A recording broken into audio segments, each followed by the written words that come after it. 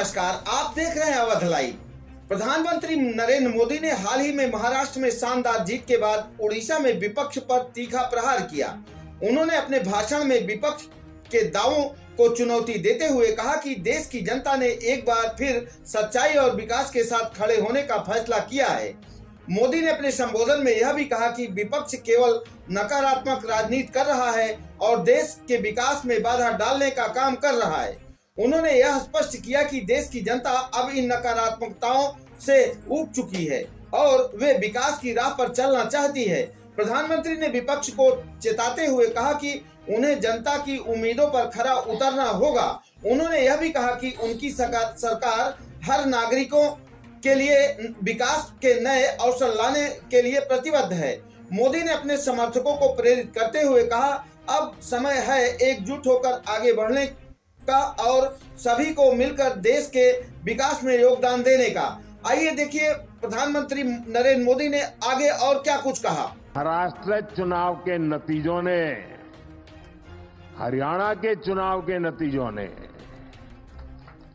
और इन दिनों देश भर में जो उपचुनाव हुए उससे जो नतीजे आए हैं, पूरे देश में कैसा विश्वास भर दिया है, ये मैं आपके आंखों में देख रहा हूं। अब देखिए, उड़ीसा ने शुरुआत की, फिर हरियाणा, फिर महाराष्ट्र, और यही तो भाजपा की विशेषता है और यही हमारे कार्यकर्ताओं का सामर्थ्य है, हमारी पार्टी के कार्यकर्ताओं का सामर्थ्य है। विपक्षी दल बीजेपी सरकार के खिलाफ सुबह शाम अपप्रचार करते रहते हैं, लेकिन जनता बीजेपी सरकार के कामों को देखकर उन्हें आशीर्वाद देने खुद मैदान में दौड़ पड़ती है। आप याद करिए, चुनाव से कुछ महीने पहले तक बड़े बड़े पॉलिटिकल एक्सपर्ट्स ओडिशा में बीजेपी को पूरी तरह से खारिज कर रहे थे। ये लोग कह रहे थे कि उड़ीसा में बीजेपी इतनी बड़ी ताकत बन ही नहीं सकती कि वो अपने आप अपने बलबूते पर सरकार बना ले। लेकिन जब परिणाम आए तो सारे के सारे अपने आप को बड़ा तीसमार का मानते थे। वो लोग हैरान हो गए, क्योंकि उड़ीसा के लोगों ने भाजपा की केंद्र सरकार के कामों को और दिल्ली में बैठते हुए भी उड़ीसा के लोगों के साथ जो अपनापन का नाता, सुख दुख का साथ, ये 10 साल में उड़ीसा के गांव गांव, घर घर ये बात पहुंच चुकी थी। जब राज्य में हमारी सरकार भी नहीं थी, हमारी योजनाओं के नाम भी बदल दिए जाते थे, सब कुछ होता था, फिर भी ओडिशा के विकास के लिए पूरी लगन और ईमानदारी से हम लगातार काम करते रहे। केंद्र सरकार ने, और मैं कहता हूं भारत सरकार के मंत्रिपरिषद में जितना उड़िया का प्रतिनिधित्व रहा है, पहले कभी नहीं रहा। और केंद्र सरकार ने कभी ये नहीं सोचा कि यहां पर जो सरकार है वो हमारे साथ है, नहीं है, कार्यकर्ताओं को अच्छा लग रहा है, बुरा लगता है। हम वो नहीं सोचते थे, हम जनता का भला करना सोचते थे। और हमने उड़ीसा को केंद्र से मिलने वाले बजट को 3 गुना किया था। हमने उड़ीसा के लिए नई नई योजनाएं बन चलाई, जहां वर्ग हर समाज की समान भाव से सेवा की। और इसलिए उड़ीसा की जनता बीजेपी की नीतियों को और कार्यशैली को भली भांति जान पाई, उनका एक विश्वास पैदा हुआ। और दिल खोलकर हमें आशीर्वाद दिया। जो मुझे पहले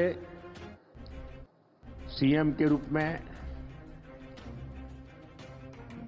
गुजरात की सेवा करने का मौका मिला, फिर पीएम के रूप में देश की जनता का सेवा करने का मौका मिला,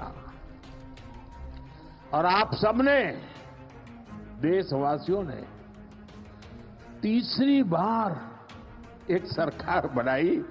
मैं दुनिया में जहां भी जाता हूं, सारा दुनिया के लोगों को लगता है भाई क्या बात है, हिंदुस्तान के लोग 140 करोड़ का देश, इतना बड़ा देश, और लगातार एक सरकार को बार बार चुनता जा रहा है। हम 14 में आए, 19 में आए, उससे दुनिया में जितना प्रभाव था 24 में उससे अनेक गुना ज्यादा हो गया है। और साथियों, जब मैं सीएम पीएम के रूप में काम करता रहा, मैंने राजनीति के अलग अलग रंग देखे हैं, मैंने उसके तरीके भी देखे हैं, और मैं मानता हूं कि राजनीति में नीतिगत विरोध ये बहुत स्वाभाविक है, ये लोकतंत्र का स्वभाव है। किसी भी निर्णय को लेकर अलग अलग मत हो सकते हैं। राजनीतिक दल अपने हर तरह के विचार जनता के बीच ले जाते हैं, और पूरा अवसर होता है जनता को प्रशिक्षित करने का। हर राजनीतिक दल को, राजनीतिक विचार को हक होता है, और ये अधिकार का भरपूर उपयोग कर भी सकते हैं। राजनीतिक दल अपनी बात जनता के बीच पहुंचाने के लिए, जनता को जागरूक करने के लिए आंदोलन भी करते रहते हैं। लोकतंत्र की, संविधान की मर्यादाओं में रह करके अपने विचार को प्रकट भी करते हैं, और आंदोलन पहले भी होते थे, आंदोलन आज भी होते हैं। लेकिन पिछले कुछ समय से एक बहुत बड़ा बदलाव आप सभी महसूस कर रहे हो।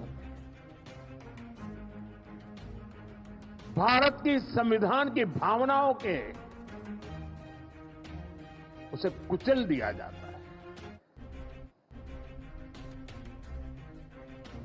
लोकतंत्र की सारी मान मर्यादाओं को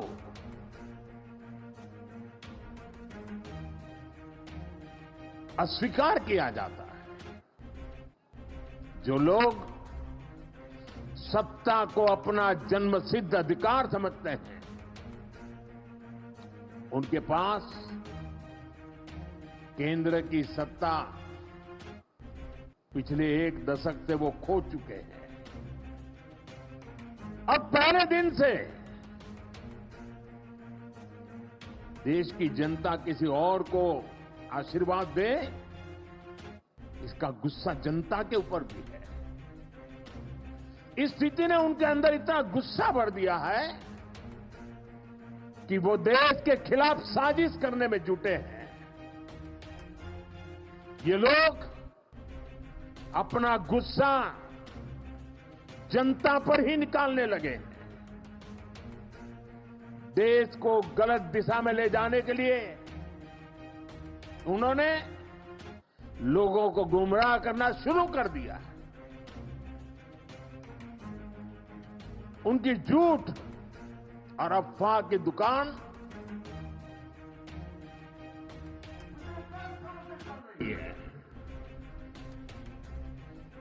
अब उन्होंने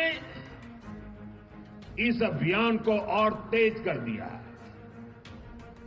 ऐसे में जागृत नागरिकों को, भाजपा के कार्यकर्ताओं के लिए, जो देश को प्यार करते हैं उनके लिए, जो संविधान का सम्मान करते हैं उनके लिए, जो लोकतंत्र को जीते हैं उनके लिए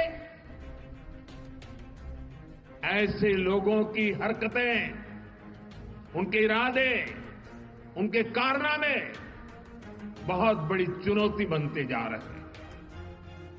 और इसलिए मैं सभी देशवासियों से कहना चाहूंगा, लोकतंत्र के प्रति समर्पित हर कार्यकर्ता को कहना चाहूंगा,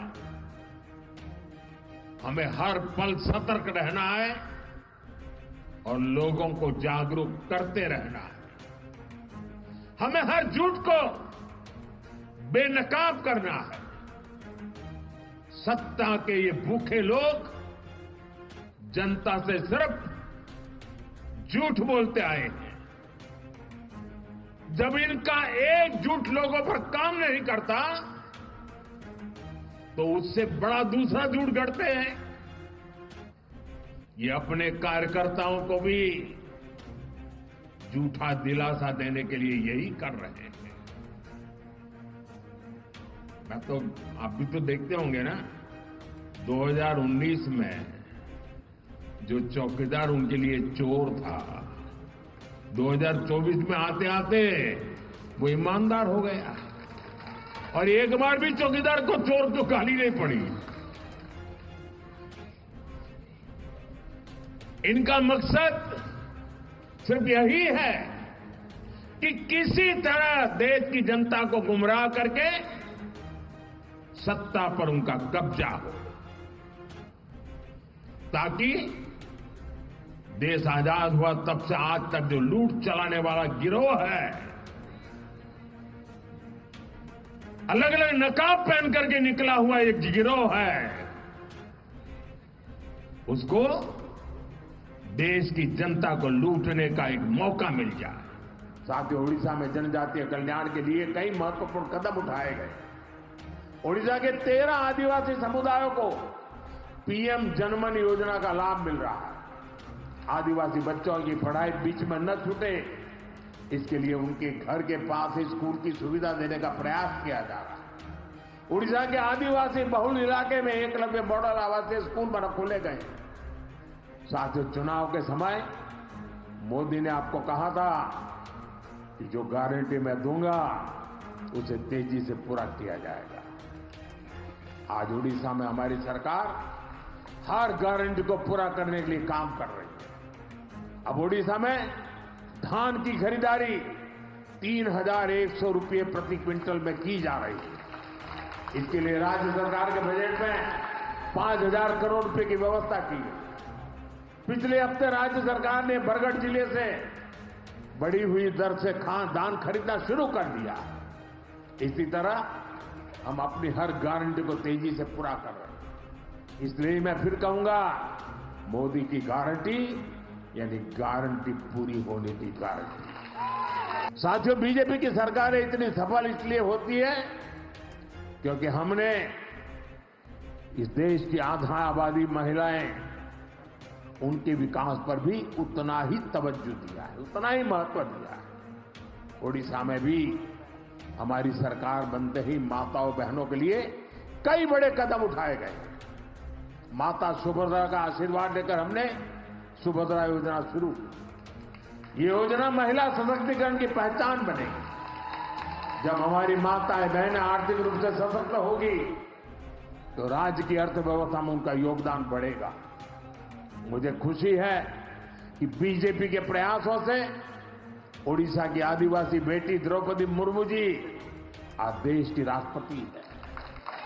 इससे पूरे देश के आदिवासी समाज का गौरव बढ़ा है। मुर्मू जी के देश के सर्वोच्च पद पर आसीन होने से हर वर्ग की बेटियों में आत्मविश्वास बढ़ा है। एक आदिवासी बेटी की यात्रा आने वाली कई पीढ़ियों तक प्रेरित करेगी।